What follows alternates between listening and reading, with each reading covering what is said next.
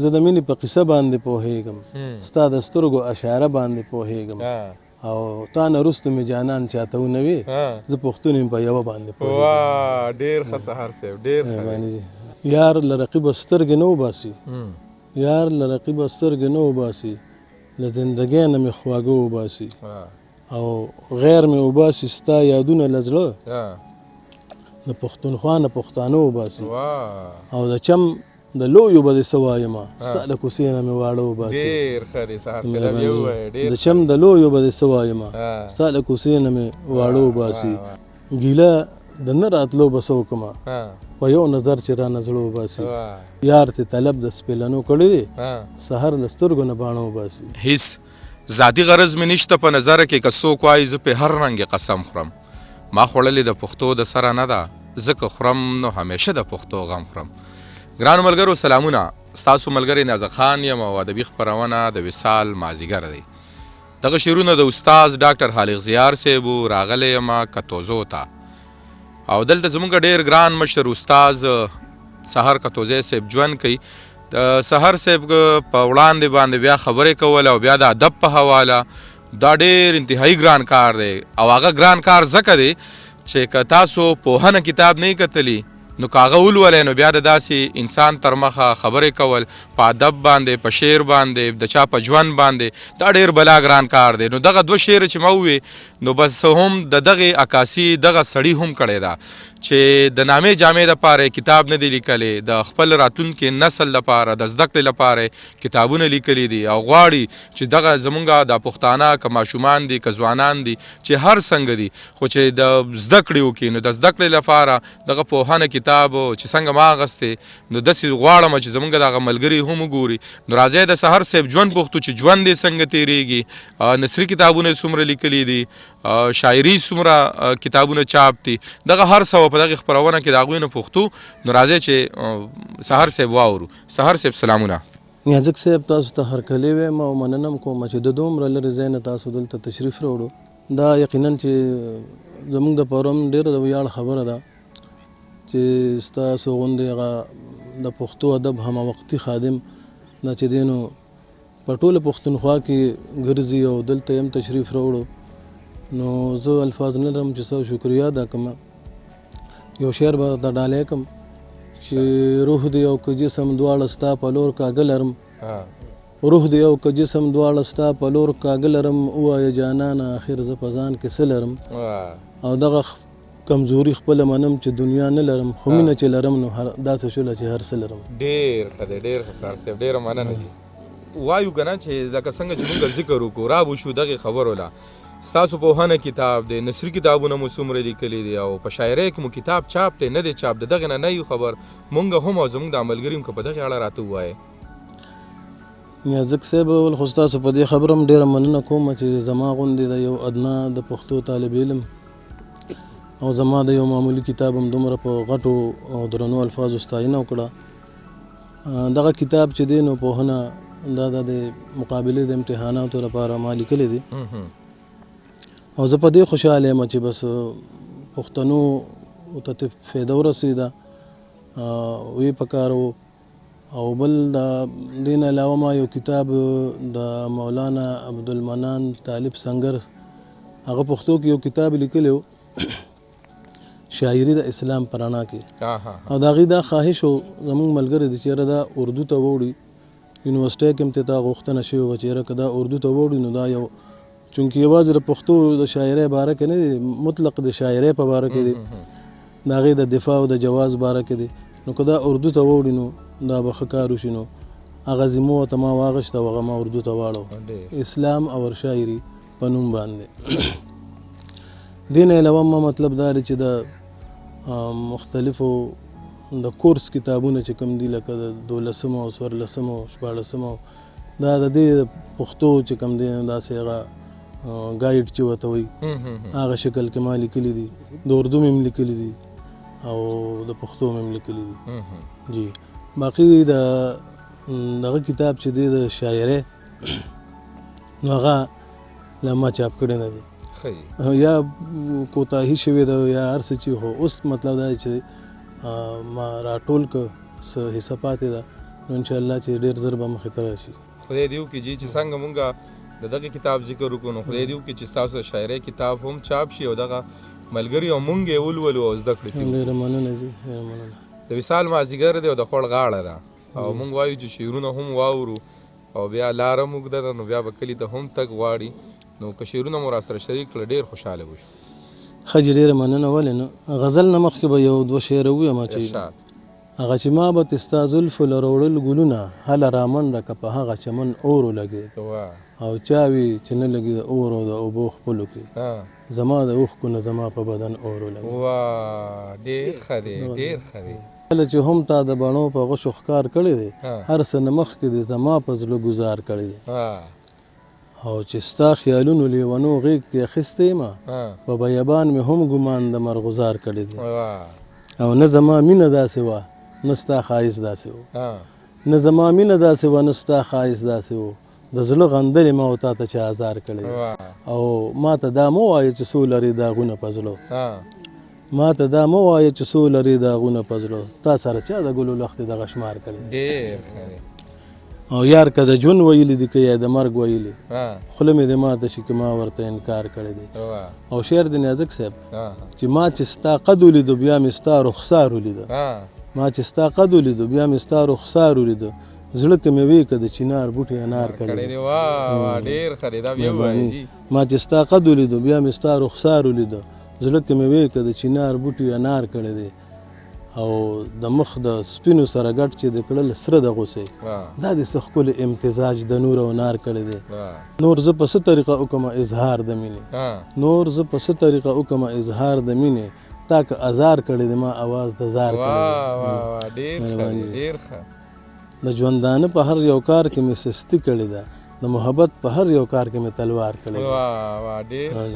چا که خبره د ګلاب که د شراب کړې ده، چا که خبره د ګلاب که د شراب کړې ده ما ورته ذکر ستا د شونډو رخسار کړی دی. تا یو کم سلو پسې وکړه چې سلمه واده، تا یو کم سلو پسې وکړه چې سلمه واده سهار په داسې حال کې هم ستا انتظار کړی دی. ډېر ښه دی، ډېر چف لري منتر لري په سترګو کې ځان له یو سر لري په سترګو کې او سترګې را لسیزي ورکتې نشم تو لکه د انور لري په سترګو کې او مړ مې کړي په یو نظر ژوندې په بل، مړ مې کړي په یو نظر ژوندې په بل خیر لري هم شر لري په سترګو کې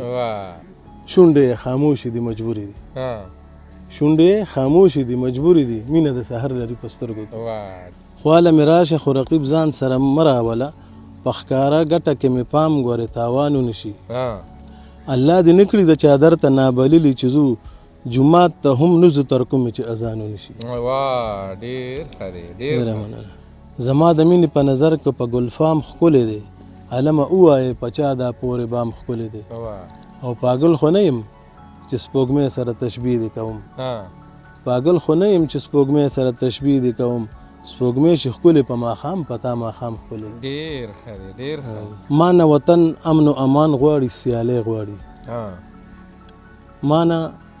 وطن امن و امان غواړي سیالۍ غواړي ساده لیلا رانه پیزوان غواړي والی غواړي او دنیا ځنګل شو شرمخان دی پکې سپي دی پکې، دنیا ځنګل شو شرمخان دی پکې سپي دی پکې اے اسرافیل ستا اعلان غواړي شپېلۍ غواړي.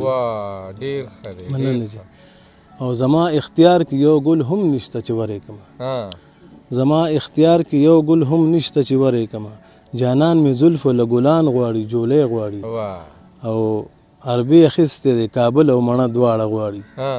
عربي اخیستی دی کابل او مڼه دواړه غواړي مستانه زړه مې ساقي جان غواړي پیالۍ غواړي. ډېر ښه دی. او شعر دی جي چې په ښایستونو مین زړه رانه غوښتنې کوي، په ښایستونو مین زړه رانه غوښتنې کوي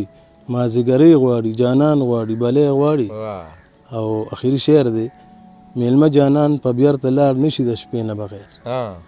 میلمه جانان په بیرته لاړ نشي د شپې نه بغیر خدای سهار درنه باران غواړي ګلۍ غواړي. منم د حسن د رنګونو ترجمان دی غزل خو د حالاتو سره هم مشتو ګریوان دی غزل او درانه بارونه په نازکو اوږو هم شي وړې څنګه د وخت د ناکړدو سره روان دی غزل او دواړه د یو بل نه بغیر هډومانه نه لري. جانان منمه چې غزل دی خو جانان دی غزل. سحر تا هم زړېدو ته هډو پرېښې نه دی. سحر تا هم زړېدو ته هډو پرېښې نه دی او نه چې یوازې د حمزه په وینو ځوان دی غزل. عجیبه ناز و ادا کړي ستا خبرې په انګړ د خولې ګډا کړي ستا خبرې لکه شپون شپېلې وهي د غره لمن کې هسې رنګ فضا پیدا کړي ستا خبرې او ستا خبرې مې له تا نه مرور کړي بیا مې تا سره پخلا کړي ستا خبرې او په مننه او په دنیا کې بس هغه ګڼم خواخوږي څوک چې ما ته په بیا بیا کړي ستا خبرې او دا خواږه دی د خوږو خبرو بس دی ما مجنون او تا لیلا کړي ستا خبرې او ښایي ما سره کردار د رنځورانو چې کردار د مسیحا کړي ستا خبرې او دا سحر چې په خبرو کې ګډ وډ شي دا سحر چې په خبرو کې ګډ وډ شي یو او دوه تنه خطا کړي ستا خبرې دا وارې خو بې خوند او بې شانه پسرلې راتیر شو دا لکم یو بیابانه پسرلې او ګل ګل چې راله نه کړي د وطن ازغې ازغې ګل ګل چې راله نه کړي د وطن ازغې ازغې نو بیا خو د قربان شي د خزانه پسرلې او راتلل د پسرلي دي ستا وحدت پورې مشروط راتلل د پسرلي دي ستا وحدت پورې مشروط لکمې در نه راوړم افغانه پسرلې او موندی شي پسرلي په لالزار کې د زړګو موندی شي پسرلي په لالزار کې د زړګو په غاړو پولو مه ګوره نادانه پسرلي. دا چې د نظم د دې عنوان دی ویاړ. داسې دی چې ما یو انګریز ته انګریزۍ کې دا خبره وکړه انګریز به یې خو ولې تا کې انګریزي نشته دی هغه موسکی شو او په دې خبره پوهه نه شو لیکن انګلیش هم د اردو هم د دغه هم د نویم بدتنو advise me to learn English and remove the errors